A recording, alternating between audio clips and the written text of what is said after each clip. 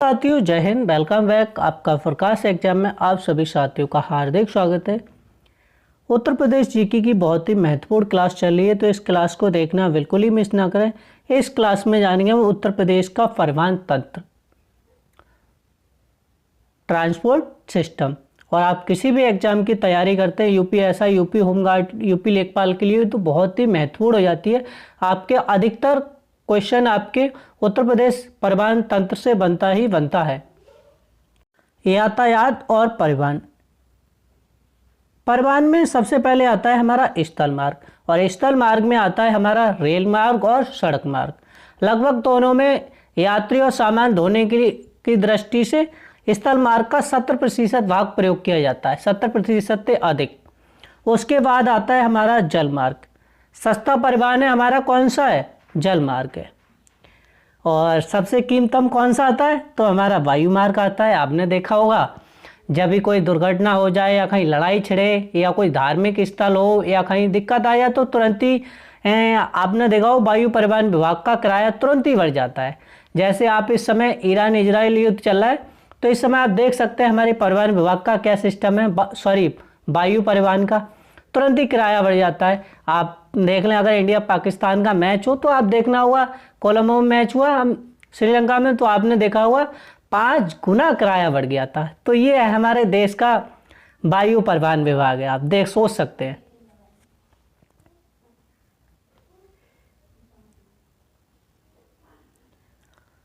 तो सबसे ज़्यादा जो व्यापार होता है हमारा किससे होता है? सड़क मार्ग से होता है। स्थल सबसे ज़्यादा परिवहन किससे होता है? स्थल मार्ग से होता है। सड़क परिवहन से होता है, सर्वाधिक योगदान है। नेक्स्ट नंबर पे आता है सबसे सस्ता हमारा कौन सा है? तो मैं आपको बताया गया था अभी कौन सा है। सबसे सस्ता है हमारा जल मार्ग। और सबसे महंगा कौन सा है? और व्यापक हवाई नेटवर्क है भैया, तो कौन सा है? वायु परिवहन है। और सबसे महंगा भी। यात्री और सामान ढोने के लिए, यात्रा के लिए और सामान ढोने के लिए सड़क परिवहन का लगभग 70% से अधिक यूज किया जाता है, सड़क परिवहन का। उत्तर प्रदेश सांख्यिकी डायरी सन 2023 के अनुसार, जो सन 2022-23 के आंकड़े आए हैं पीडब्ल्यू के द्वारा, अनुरक्षित कुल मार्ग कितना है हमारा? तो 2,77,985 किलोमीटर है। ये पीडब्ल्यूडी के आंकड़े के अनुसार है, सन 2022 और 23 के अनुसार कुल मार्गों की लंबाई है। राष्ट्रीय राजमार्ग की कितनी लंबाई है? तो 4,330 किलोमीटर है। नेशनल हाईवे की कितनी है? तो भैया 7,557 किलोमीटर है। राजमार्ग की लंबाई ये आपके कौन सा आता है? ये नेशनल हाईवे आता है। ये national highway of authority India आता है। कितना है? तो 5,757 है। नेशनल हाईवे हमारा आता है तो 11,887 किलोमीटर है। राजमार्ग आता है तो 10,434 किलोमीटर है।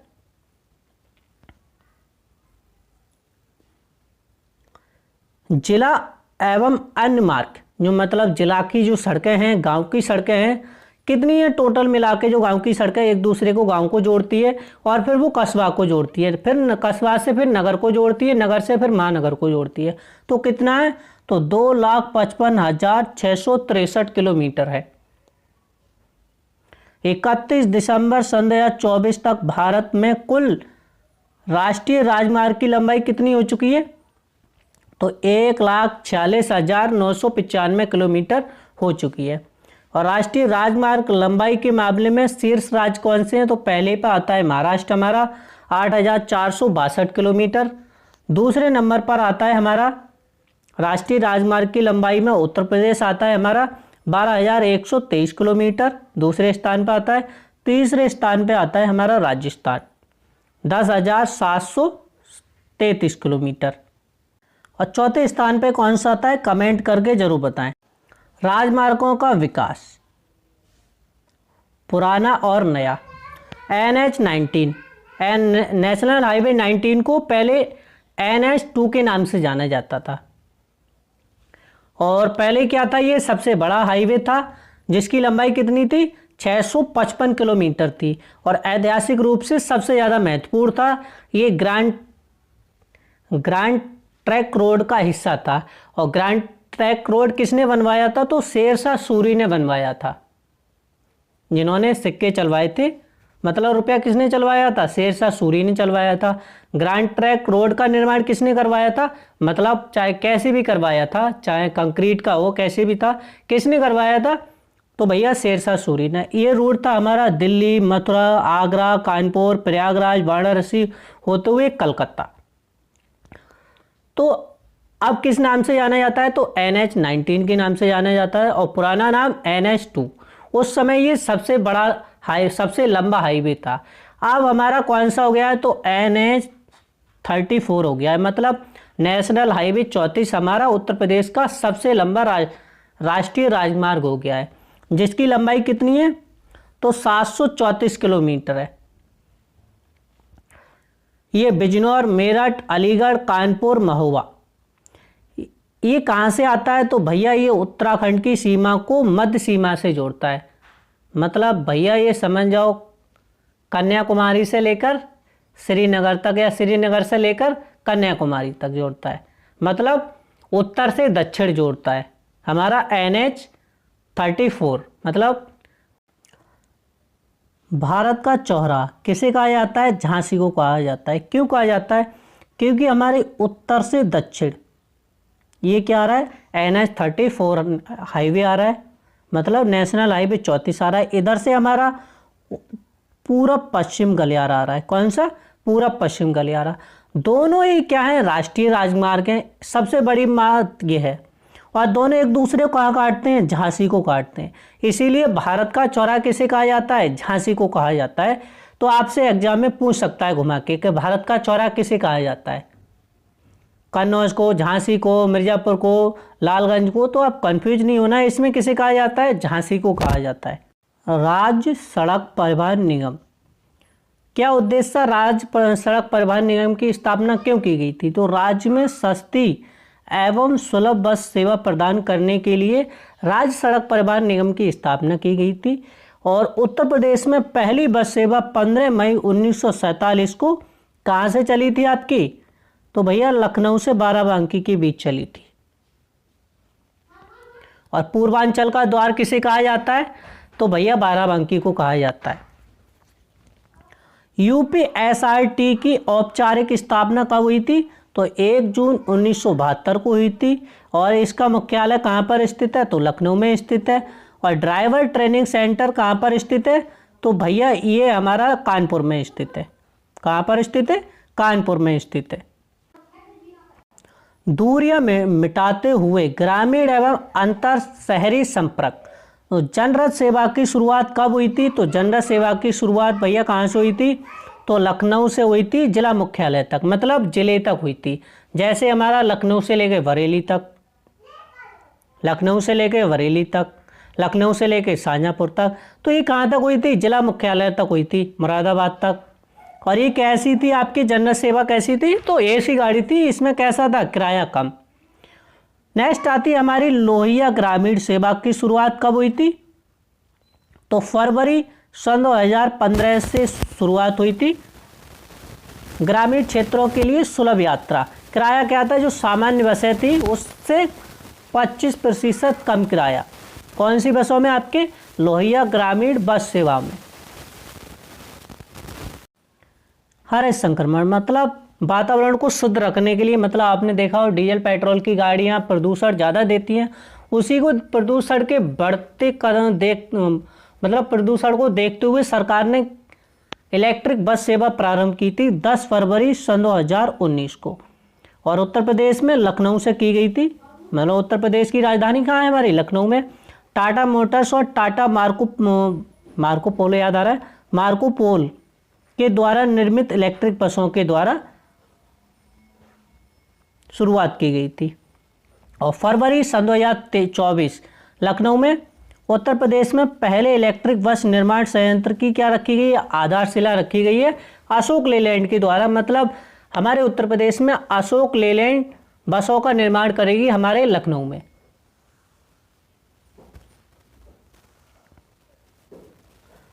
नगरीय परिवहन शहरों की धड़कन। तो 12 नगरीय सेवा कहाँ से स्टार्ट की गई थी, तो 12 बड़े नगरों में संचालित सेवा प्रारंभ की गई थी 1992 में। 13 नगर निगम कौन सी सेवा स्टार्ट की गई थी, तो रेडियो टैक्सी सेवा प्रारंभ की गई थी 22 नवंबर सन 2013 को लखनऊ में शुरुआत की गई थी। रेडियो टैक्सी सेवा की शुरुआत सबसे पहले 13 नगर निगम में की गई थी।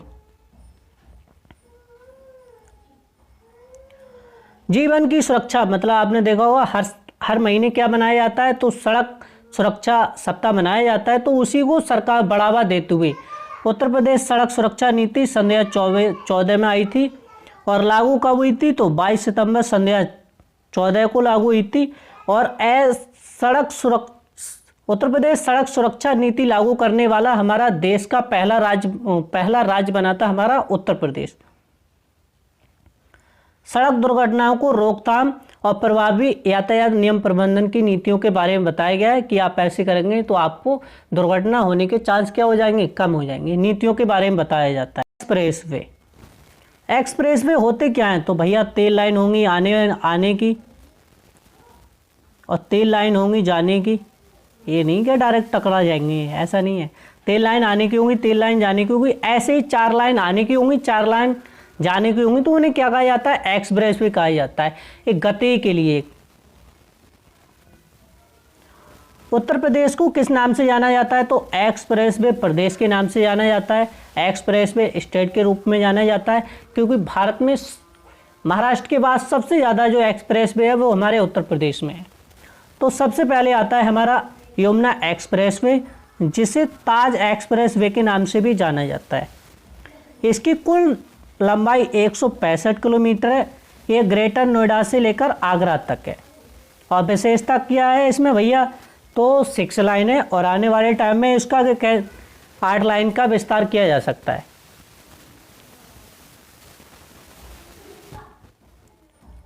नेक्स्ट आता है हमारा आगरा लखनऊ एक्सप्रेसवे। कुल लंबाई कितनी है, तो 302 किलोमीटर है। और इस पर क्या आपातकालीन लैंडिंग के लिए हवाई पट्टी दे रखी है, हवाई पट्टी है।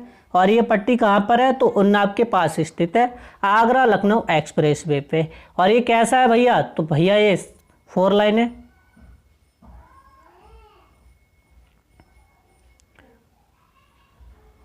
ये 6 लाइन है, आने वाले टाइम में इसको 8 लाइन में कन्वर्ट कर सकते हैं।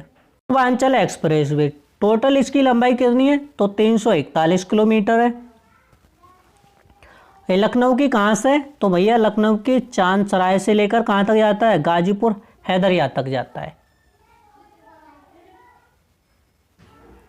और पहले इसे किस नाम से जाना जाता था, तो भैया लखनऊ आजमगढ़ बलिया एक्सप्रेसवे के नाम से जाना जाता था। NH 31 है ये, और 9 जिलों से होकर गुजरता है उत्तर प्रदेश की। इस पर सुल्तानपुर के पास क्या बनी हुई है, तो हवाई पट्टी बनी हुई है हमारे सुल्तानपुर के पास। नेक्स्ट आता है हमारा बुंदेलखंड एक्सप्रेसवे।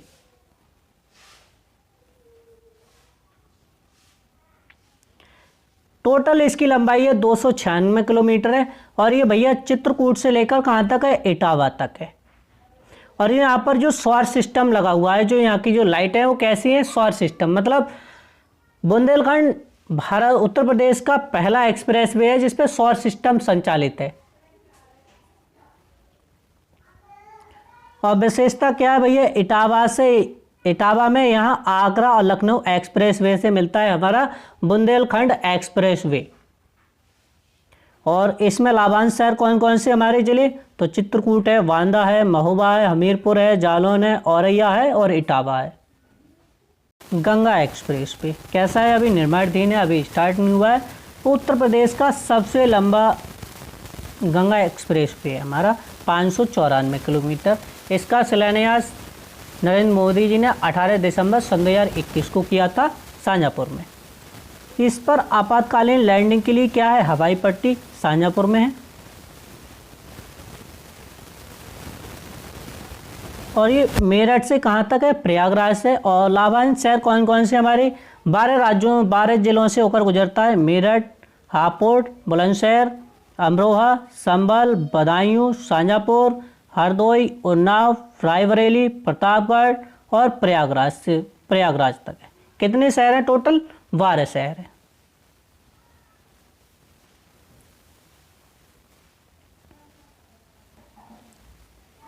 और कैसा है ये? तो भैया 6 लाइन है, आने वाले टाइम में इसको 8 लाइन में कन्वर्ट किया जा सकता है। नेक्स्ट आता है हमारा Gorakhpur link express way. Total लंबाई कितनी है? तो 91.4 किलोमीटर है, 91 किलोमीटर है। और ये गोरखपुर को पूर्वांचल एक्सप्रेस वे से जोड़ता है। Gorakhpur link express way 4 line है। और लखनऊ योजना किससे संबंधित है? तो सड़क के विकास से संबंधित है हमारी लखनऊ योजना। रेल परिवहन, इससे पहले था हमारा सड़क परिवहन, दूसरे नंबर पर आता है हमारा रेल परिवहन उत्तर प्रदेश में। उत्तर प्रदेश में भारतीय रेलवे का सबसे बड़ा नेटवर्क कहाँ है? उत्तर प्रदेश में। मतलब रेलवे के मामले में सब उत्तर प्रदेश नंबर 1 पर है। कारण क्या है भैया? कैसा क्षेत्र है यहाँ पर? पठारी तो है नहीं। कैसा है? समतलीय क्षेत्र है। प्रथम रेलगाड़ी मार्च 1859 में प्रयागराज से कहाँ चलाई गई थी? कानपुर के बीच चलाई गई थी। मतलब इलाहाबाद और कानपुर के बीच चलाई गई थी मार्च 1859 में। रेलवे नेटवर्क कुल लंबाई की दृष्टि से उत्तर प्रदेश का प्रथम स्थान है भारत में रेल नेटवर्क के मामले में। रेलवे जोन, भारत के 2 प्रमुख रेलवे जोनों का मुख्यालय हमारे उत्तर प्रदेश में स्थित है। मतलब टोटल कितने जोन है? 18 जोन है, जिसमें से 2 जोनों का मुख्यालय हमारे उत्तर प्रदेश में स्थित है। कौन कौन सा? पूर्वोत्तर रेलवे जोन हमारा गोरखपुर में स्थित है मुख्यालय, और उत्तर प्रदेश रेलवे जोन का मुख्यालय हमारे प्रयागराज में स्थित है। तो आपसे मुख्यालय पूछ सकता है, इस बात से आपको कंफ्यूज नहीं होना है। उत्तर प्रदेश हमारे रेलवे नेटवर्क के मामले में सबसे बड़ा रेल मार्ग है। मतलब उत्तर प्रदेश प्रथम स्थान पर है। और उत्तर प्रदेश में 18 जोनों में से 5 जोनों की ट्रेनें हमारे उत्तर प्रदेश से होकर गुजरती हैं। और उत्तर प्रदेश में गोरखपुर भारत का सबसे लंबा क्या था? प्लेटफार्म था। अब किस में आ गया है? दूसरे नंबर पर आ गया है। पहले नंबर पर कौन सा है? तो भैया कर्नाटक का हुगली है, प्रथम स्थान पर है। वो 1.5 किलोमीटर का प्लेटफार्म है। और हमारे गोरखपुर का था 1366 मीटर लंबा प्लेटफार्म था।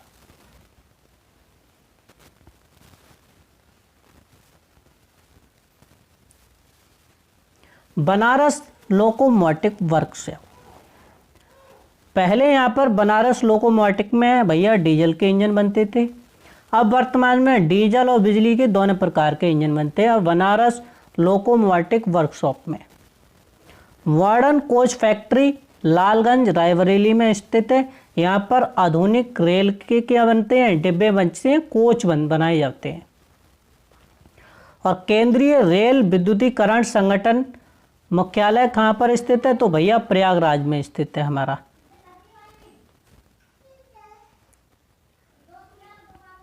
शहरी गतिशीलता, मेट्रो और रैपिड रेलवे।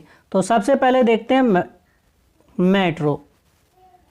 तो उत्तर प्रदेश में पहली मेट्रो कहाँ से शुरुआत हुई थी? तो भैया हमारे लखनऊ में स्टार्ट हुई थी। 5 सितंबर सन 2017 को चौधरी चरण सिंह एयरपोर्ट से लेकर मुंशी पुलिया तक स्टार्ट हुई थी।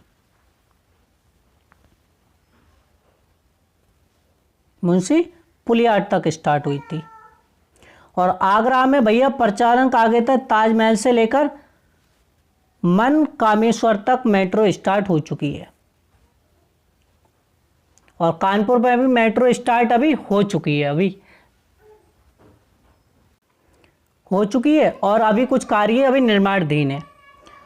रैपिड रेलवे, नमो भारत देश की पहली रैपिड रेल मेट्रो से तेज गति और स्टेशनों के बीच की दूरी कितनी होगी? 4 से 6 किलोमीटर पर स्टॉप होगा। मेट्रो स्टेशन का हमारा 2 किलोमीटर पर भी स्टॉप है और 1 किलोमीटर पर भी स्टॉप है।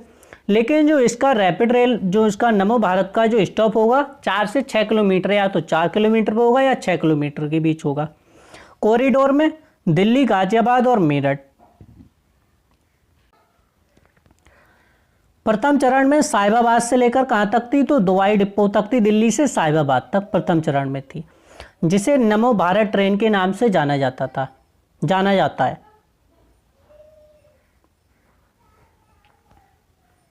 सॉरी। अब नेक्स्ट आता है हमारा वायु परिवहन, मतलब हवाई यात्रा। उत्तर प्रदेश में प्रथम वायु सेवा प्रारंभ कब हुई थी? तो 18 फरवरी 1911 में स्टार्ट हुई थी। प्रयागराज से लेकर नैनी 10 किलोमीटर की उड़ान भरी थी, प्रयागराज से नैनी के बीच में। प्रशिक्षण केंद्र कहाँ पर स्थित है? तो नागरिक उड्डयन प्रशिक्षण केंद्र हमारा बमरोली प्रयागराज में स्थित है। मतलब जो पायलट को ट्रेनिंग दी जाती है कहाँ पर दी जाती है आपके? तो भैया ये बमरोली प्रयागराज में दी जाती है। इंदिरा गांधी राष्ट्रीय उड्डयन अकादमी राजीव गांधी विमानन विश्वविद्यालय केंद्रीय कहाँ पर स्थित है? तो विश्वविद्यालय हमारा फुर्सतगंज अमेठी में स्थित है। नेशनल पैराशूट ट्रेनिंग कॉलेज, जो मतलब पैराशूट के लिए ट्रेनिंग दी जाती है, कहाँ पर स्थित है? कॉलेज आगरा में स्थित है।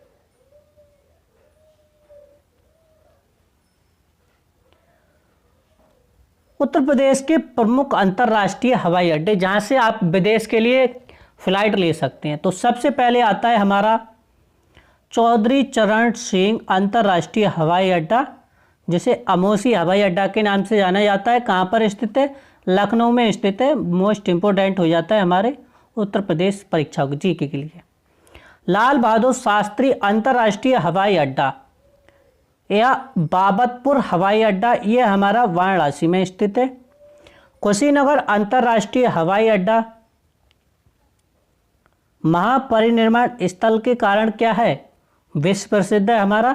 गौतम बुद्ध को कहाँ महापरिनिर्वाण कहाँ हुआ था? कुशीनगर में हुआ था, इसीलिए मोस्ट इम्पोर्टेंट हो जाता है।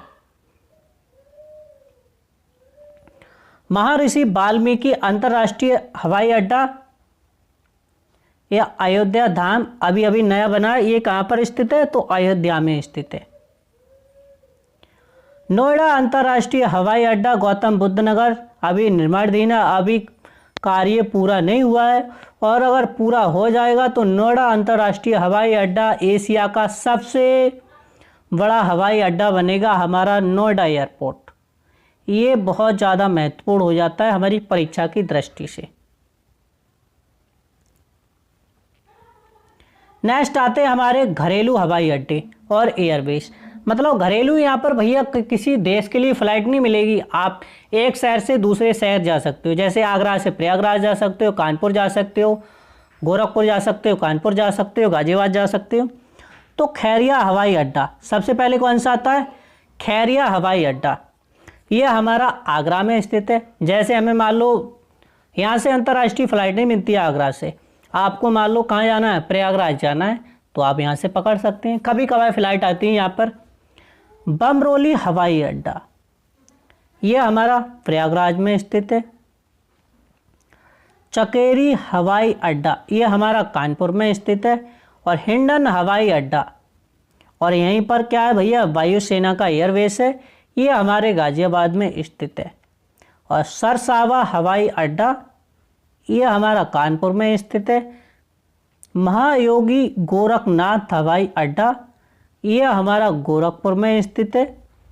और बरेली हवाई अड्डा, ये बरेली में स्थित है। बरेली हवाई अड्डा कहाँ स्थित है? बरेली में स्थित है, और ये भैया ज़मीन के अंदर है।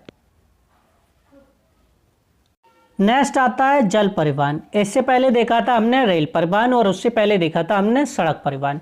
तो सबसे सस्ता जो परिवहन है कौन सा है? हमारा जल परिवहन है। और जल परिवहन हमारा राष्ट्रीय जलमार्ग 1 कहाँ से कहाँ तक है? तो हमारा ये प्रयागराज से लेकर हल्दिया तक है, पश्चिम बंगाल तक है। 1620 किलोमीटर लंबा है, और ये किसमें है? तो गंगा नदी पर भैया। और भारत की सबसे लंबी नदी कौन सी है? तो गंगा नदी है। कितनी दूरी तय करती है? 2525 किलोमीटर दूरी तय करती है, और बंगाल की खाड़ी में गिरती है। कहाँ से निकलती है? तो भैया गंगोत्री से निकलती है। और भारत का सबसे लंबा जलमार्ग है हमारा, राष्ट्रीय जलमार्ग है हमारा राष्ट्रीय जलमार्ग 1।